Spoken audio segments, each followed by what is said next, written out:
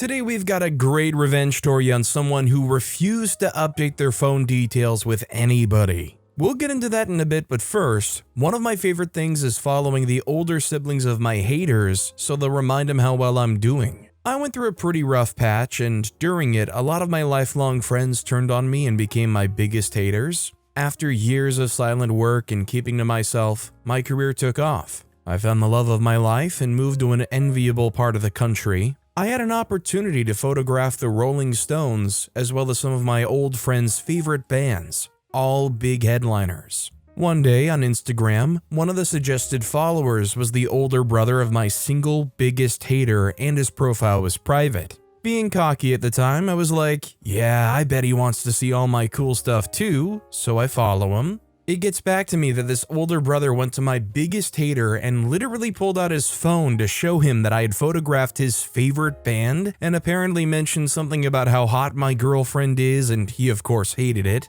So now, if any sibling or relative of the haters that I ever knew has a private profile, I follow that crap so they have to look at my profile and accept or decline in the hopes that they will tell their craphead hater relatives about me. Yes, I'm aware this is psychotic, but I believe it fits here. Maybe you could argue OP's going a little too far with it, but honestly, OP for the most part is doing the best kind of revenge, which is just living a great life. Let people and the haters envy you because they want what you have and they just can't get it. JadedFan3561 commented, "Your behavior speaks to your own insecurity. If you were truly confident and secure in your current station, you wouldn't be concerned with them or their opinions of you. Once more, you need validation from strangers on the internet for your actions." OP responded saying, yeah, I'm full of insecurities, that's what led to me acting petty. Weird sub to analyze people's virtues? Never had much to be proud of, and now I don't have many people to share it with.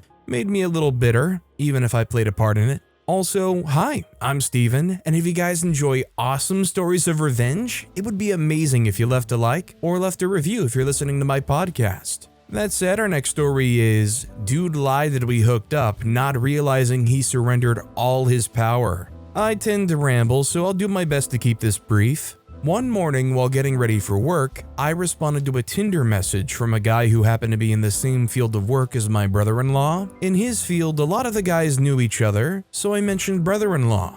He said he knew of him, but didn't really know him and worked at different locations and shifts. I chit-chatted a bit through the morning when he suddenly brought up that discretion was really important to him, as he had certain kinks and an open marriage he wanted to keep private. Immediate red flags, so I let the conversation fizzle. Afternoon comes and my sister calls me while I'm at work. This is concerning as she never calls while I'm working, so I step away to take the call. To summarize the call, she opens up with, "Hey, are you guys seeing a guy in husband's field of work?" I said, "What? No, why?" She replies, "Because some guy named Tinder Dude is telling all his coworkers he's banging husband's sister-in-law but didn't realize husband's best friend is temping at their location. Husband's bestie immediately texted husband to warn you to stay away from the dude because he's a psycho-alcoholic piece of crap." I reply, "Oh, is he now? Okay, lean into it. Tell brother-in-law to tell his bestie that he's heard all about how when Tinder Dude and I tried to do the horizontal hop, Tinder Dude said he couldn't get there unless I would squat over his face to give him a taste of my liquid gold. When I said no, he started begging me and calling me mommy. Joke's on you, dude. I don't care what people think about me, but I know you care about what people think about you. You started the narrative, I ended it. He unmatched me on Tinder, and I never heard anything about it again. But hearing the work culture stories from my brother-in-law leads me to believe he probably heard a lot of jokes about his pee and mommy fetishes for a long while. So I just have to ask, because I would be remiss if I didn't, what kind of work culture are they working in anyways, where finding out, discussing things like somebody's liquid gold and mommy fetish is a thing would be acceptable? Like, I get it, office chatter's always gonna happen, but like, is that just a normal work culture story thing?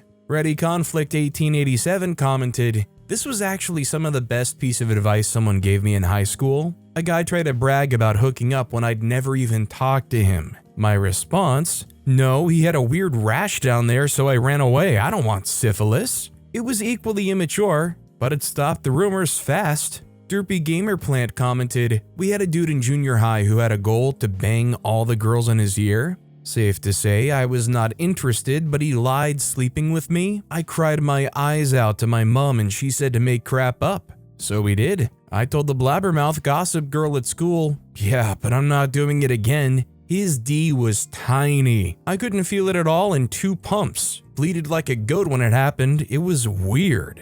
He got called Goaty the rest of junior high. Our next story is, "Mother-in-law thought my husband deserved a gift for becoming a dad, so I decided to give myself one instead. A couple of years ago I was pregnant, and my mother-in-law made a comment about how my husband deserved a special gift to celebrate him becoming a dad. Meanwhile, I didn't even receive a cake for my birthday, which was a month prior. I felt pretty bad, but I didn't respond. Here's where my petty revenge came in. A few months earlier, before getting pregnant, I had booked a Rolex as a birthday gift for myself, planning to treat myself. Fast forward to a few days after my mother-in-law's comment, I got a call from the sales associate about my watch being ready for pickup.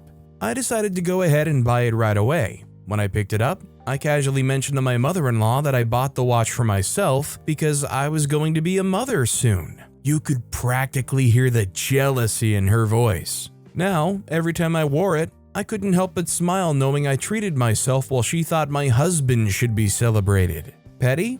Maybe, but sometimes you just have to take a little victory for yourself. So I completely understand giving your kids things, giving them time, giving them things that are good for the baby when their baby's arriving. Is it normal to get your kid a whole specific gift just for them as a celebration for them becoming a dad? And on the other hand, if a parent does want to get something special for their kid for becoming a parent, does that automatically mean that they're on the hook to get the partner of their kid something as well? Upset Pachyderm commented, "That's what Father's Day is for. Other than that, his special gift will be the child's birth. What more could a proud dad want?" Our next story is, girl asked for her shotgun back after getting back with ex. So my now ex who's getting divorced, her soon-to-be ex had over the years taken her shotgun and ran in their bedroom swearing to end things on several occasions as I'm told. And also he's an ex-convict and can't legally have firearms. She decided to dump me and wanted her shotgun back because he evidently has moved back in, and I wanted to get my pistol out of his access as well. So when I returned her shotgun, I removed the firing pin so it can't be used now, and he gets to pretend it works now since only me and my brother know. Can't really tell anyone else, and this is kinda dang funny since she set me up for this relationship and then ended it just to go back. All I know is, if I were in an OP situation, knowing like the beginning of these details, I would secure what belongs to you, get that away from them, and then absolve yourself of anything to do with that entire thing. I wouldn't want to be involved in any kind of tampering with that stuff. I wouldn't want to be on the hook. I wouldn't want to be in the know of what's going on. You, your legally owned gun, and your partner, completely up to you, none of my business now. Bobby the Wonder Pooch commented, "Just going to go out on a limb here and suggest that your first priority here should be to make this not your problem. So, not a lawyer, but as I understand it, and at least where I live, if you're prohibited from having a firearm, you can't have any in your residence, even if they belong to someone else. You probably haven't broken the law by handing over your ex's property, but her guy can't be in the same place as that gun. Make a call to the local police department and let them know what's going on. Block the ex's number and move on with your life." Our next story is, can't wait at the pump? Guess again. Got gas at Costco yesterday. I was at the rearmost pump on the island. I filled my tank as usual. Not 30 seconds after getting back in my car, a member of the "I'm more important than you" club honked. He was in the car directly behind me. At first, it didn't even register that he honked at me. I mean, who would do that? Then he honked again. I looked in my rearview mirror and saw him behaving in a frustrated manner. Cue petty revenge mode. When I fill my tank, I record my mileage, the cost per gallon, how much I spend, etc. I made sure to take my sweet time doing that. After a bit, the car immediately in front of me was ready to go, so I turned on my engine. I made sure to take as long as I possibly could to leave the pump. thereby preventing Mr. I'm more important than you from getting around me to the free spot in front of me, and at the same time, preventing him from quickly pulling into the spot I was vacating. Honking at me cost him an extra 60 to 90 seconds of his life. I was amused at his being a self-centered jerk. I wonder how he perceived it. I'm imagining a guy like that probably was in nuclear reactor meltdown mode. That kind of bubbling anger where you're probably just a tick away from just punching the window or the steering wheel or something. It takes a lot for me to get to that level of anger, but I know when I'm in that level of anger, I become a lot more irrational. Colorado French commented, "Sounds like you feel like you're more important than him. Any particular reason you would take so long to move and do this all in a public space instead of quietly at home?"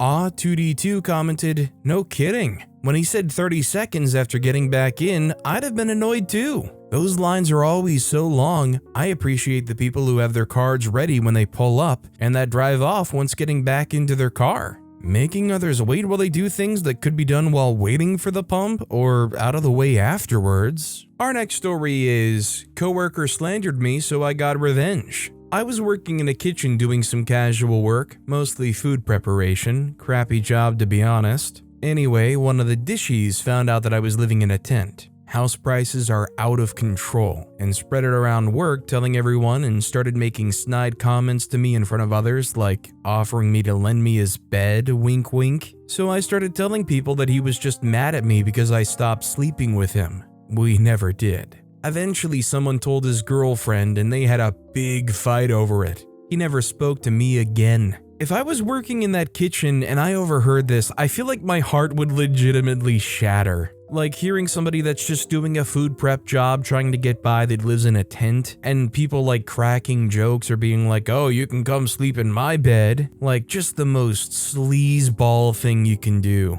Common Chester commented, "I can't for the life of me understand the mindset. I had a prep cook who I found out was homeless. I taught him everything I knew about how to be a cook. When he was ready, I found him a decent job and helped him get an apartment. He now has a nice girlfriend and a normal life." I freaking love my cat commented, "I just want to thank you for what you did. I was homeless and got a casino job. A beautiful old angel named Deb was like you in this situation. She found out I was homeless and was the only one to be nice to me. She let me use her as reference and pulled every favor she had from working at the casino 10 years to have the boss not fire me. I missed work, autism, got attacked by a man. I now have a work from home job, stability, a nice place, and happiness. Thank you so much for what you did. Most coworkers get grossed out and weirded out when they find out you're homeless. Thank you for not being that way." Our next story is, "Wrong number." Years ago, I kept getting calls on my direct line at work from Carl's Jr. employees who had broken deep fryers.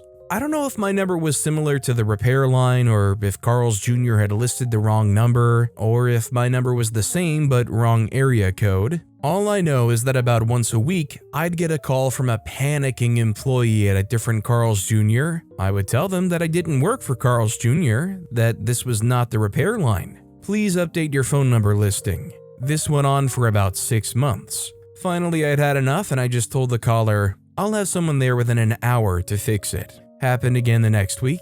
"I'll have someone there within an hour to fix it." Never heard from Carl's Jr. employees again after that. I've definitely heard a number of similar stories like this, and the most common thing I hear people do is they get so fed up of these callers, like for example, they think they're calling a barber or a pizza place. They'll just start being like, "Oh sure, we can just schedule you in for Monday at 8 a.m. Eventually, the company that they're trying to call will finally make sure that their customers get the right phone number. QT Chair commented, "A few years ago, I had bill collectors calling my new, recycled phone number, asking for the same person each time. It went on for months until one day I kinda snapped and said, 'No, but if you find her, call me back. That witch owes me money.' I never heard from them again." Our next story is, "The classroom needs to be at attention." I was the smallest kid in class, and as a freshman in high school, the one of teachers made us give our answers to a problem on the board. The thing was, we had to give a short lecture on how to solve a word math problem, but first had to get the attention of our classmates. I tried calling out, no response, I was too mousy. Tried again, ignored. Crossed arms and tapping your foot like the teacher never works, not for a 95-pound weakling like me, so skip that. 3.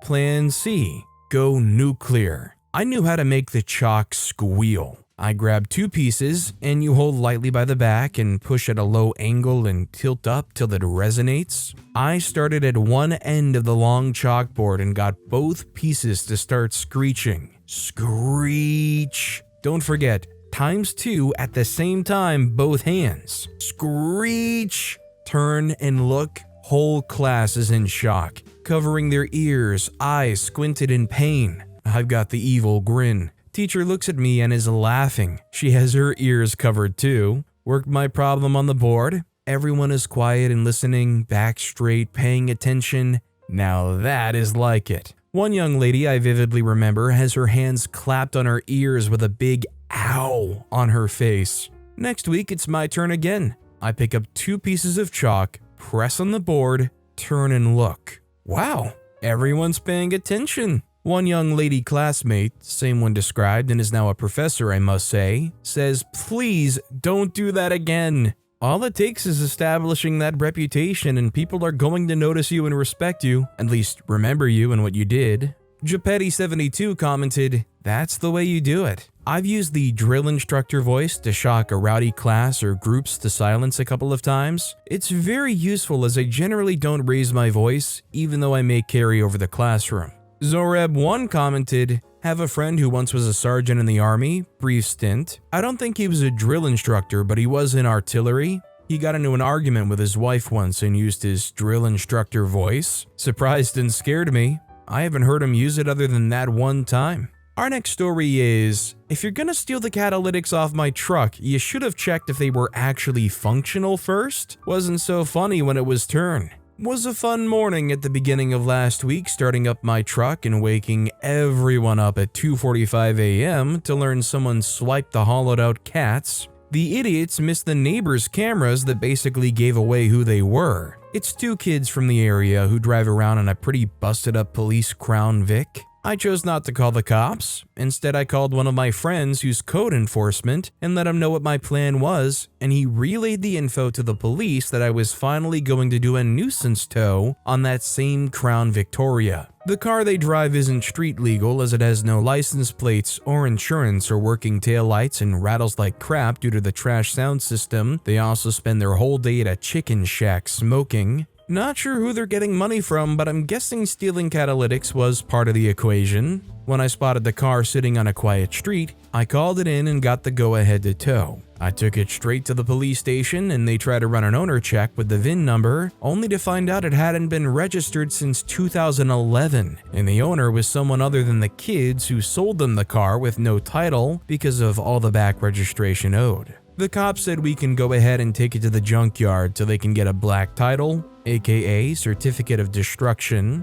By then, the 2 idiots were running around all over town looking for the car, thinking it got stolen by one of their friends as a prank. The key lock was so worn out you could start it with any car key. They found it at the junkyard and tried to steal it by one of them distracting the owner and the other stealing their car, but the junkyard was aware of who they were, so they cut the drive shaft off beforehand. I missed out on this part, but they got arrested for trying to steal their car back and they watched as the junkyard used a crane to rip the car to shreds. When I saw it, the remains looked like a toddler just ripped it to the bare frame out of curiosity. They've been out of jail since, but haven't left their trailer. I did a drive-by earlier and noticed a beater Jeep Liberty in their driveway, also with no plates, and already working with the cops on taking that too if I see it out in public, except I won't miss the show next time. Sounds like a couple of prime candidates that do nothing but kinda just drag down the community in large. The kind of people who build a notoriety around town and you see them in their beat up Jeep Liberty and you go, "Oh great, those boneheads again." Smashed commented, "I had 2 taken from 2 cars. These guys cause more damage than the value they get back. Not to mention the hassle it puts you through, and the police seem powerless or unwilling to do anything about it. Well done on justice served." OP responded saying, "Cops have been knowing it's them, but they can't do anything because when they get caught, they don't have anything on them. That's why we were planning on swiping their SUV as soon as we see it parked out in public. Our next story is, my brother-in-law threw away all my sister's mugs instead of packing them like he promised, so we sent her new stuff just to agitate him. My sister and her husband moved to Arkansas to be close to his parents. She was going to pack up her mugs, but he told her not to, that he would pack them up to bring them back on a later trip. What he did instead was throw away all her mugs. So here's what me, my stepmom, and my dad did to agitate him. My dad sent her a couple mugs. My stepmom sent her a set of blue diamond pots and pans since she only has one pan. It's the pink set my stepmom ordered for her. Me, I sent her a set of cutesy ceramic marshmallow mugs, a cookie mug with a cookie holder slot on the bottom, an Oreo mug set that has cookie tongs and a cookie holder along with the mug, and a cookie dunker. I think the cookie dunker was a nice touch since you'll like how cute it is and you'll hate it for being a useless utensil. So I kind of felt this at my core a little bit because I am kind of a person who enjoys cute mugs or just mugs that have kind of like a cool design to them, whether it's shape or design. And as far as my kitchen goes, I end up getting way too many random things that are like so specialized, you don't really use it. I don't actually have one, but let's just say for example like a slap chop. The kinds of things you see and you're like, oh cool, I could use that. And then you use it one time, you don't want to deal with cleaning it or digging it out of the bottom of the back shelf or whatever, and you just never look at it again. OP added an extra comment saying, oh, forgot to put it in the post, but none of this has arrived yet. This stuff will arrive on different days, starting today with the pots and pans. Our next story is, a Karen tried to ruin the Northern Lights experience for us. My wife and I were one of the fortunate people that got to see the Northern Lights where we live. I didn't fully plan on where we were going to view it, so we stopped by a small local park on the way home that offered decent views of the sky. The park technically closes in 30 minutes, so we spent most of the time admiring the Northern Lights in peace. We were about to leave when the park had 5 minutes left until it closed. Out comes a car from out of nowhere driving towards us as we were entering our car. She rolled down her window and asked us annoyingly, "What the heck are you guys doing here?"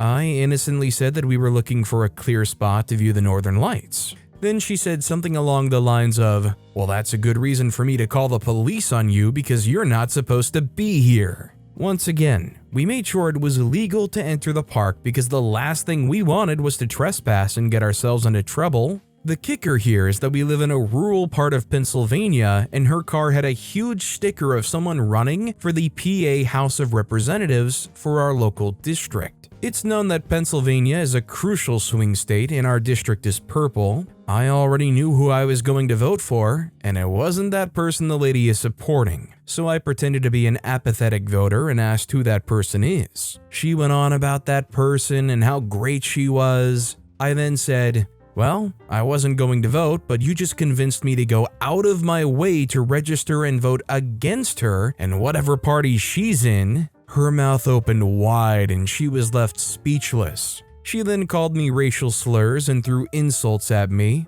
I didn't bother to listen, but I said, "Democracy's a bench, isn't it? Maybe you should mind your own business next time," while rolling up my window. As we left, I heard a noise that sounded like a popped tire as she kept driving. We were the only two cars there, and my tires are fine. If her tire genuinely popped in that moment, I cannot describe how much karma that is. I just genuinely really hope that that was someone meant to be there for the park and not just like some lady on Karen patrol. I knew people were going to be excited about seeing the Northern Lights and try to stay over time here. I'm gonna call the cops on you. People like that, you just want to say freak you and freak all that you stand for. Zizmog commented, "The best park in our area for viewing celestial phenomena like that has gates that automatically close at dusk. But according to signage, if you're already in the parking lot when the gates close, you're good. And you can stay as late as you want because an electric eye will sense when you're driving out and auto-magically open the gates for you."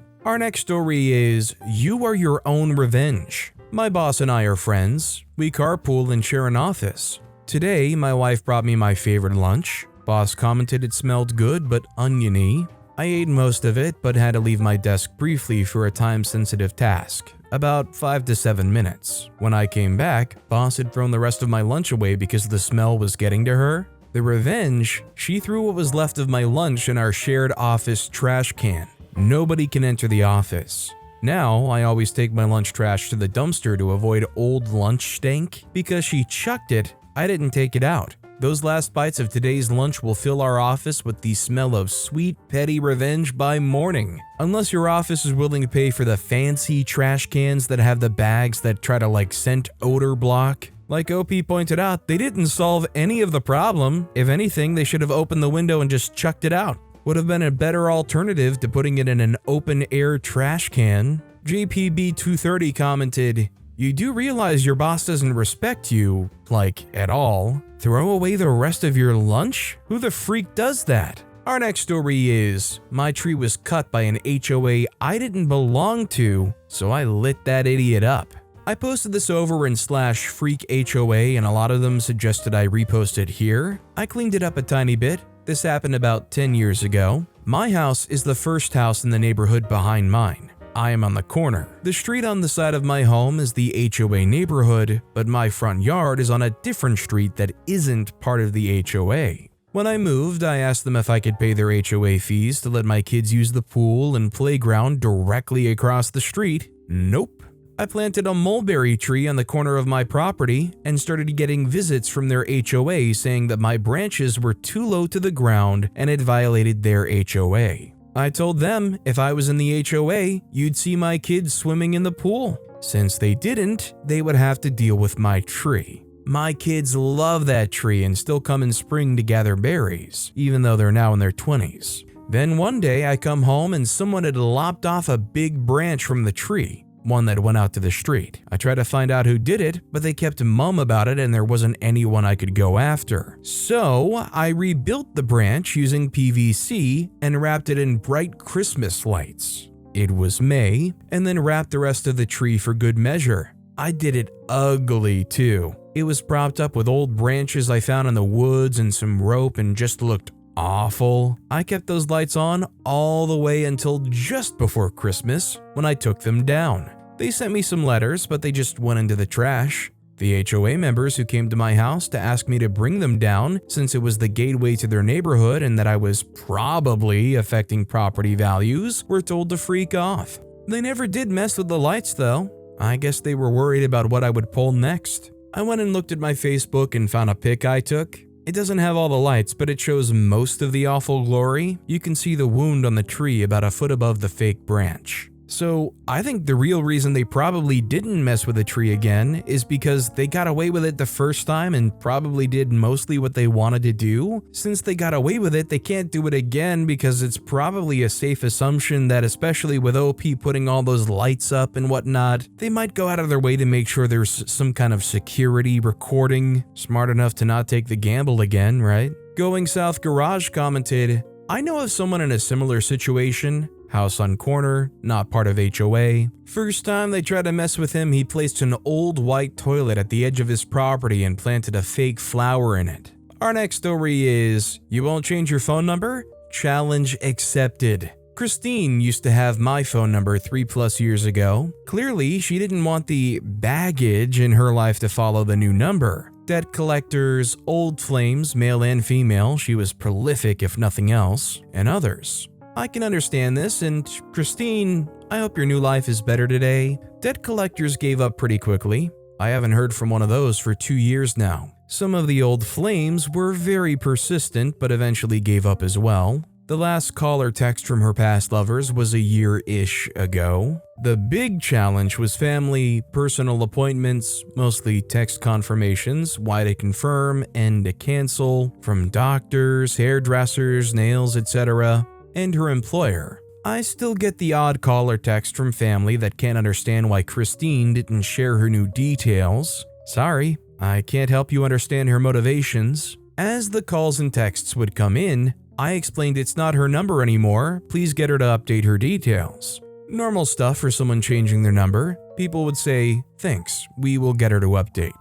Over time, as this continued, I started getting frustrated. I cited HIPAA to medical and became a bit of a nuisance to others. This helped a bit, but largely there was no change. As personal appointments kept coming in more than a year later, enough was enough. I accepted the challenge of forcing change. I ignored confirmation messages until the day before, when the last confirmation typically gets sent out. I canceled everything. Gynecologist, cancel. Hair appointment, cancel. Lawyer appointment, cancel. If they call to confirm, sorry, Christine can't make it anymore. Slowly, she started changing her number. No one wants appointments they make getting canceled after waiting for weeks or months. Good luck getting in again in any reasonable time frame. The best was just over 1 year in, I got a text from her boss. He wanted her to come in early for a special meeting the next day. I did the only reasonable thing and politely quit for her.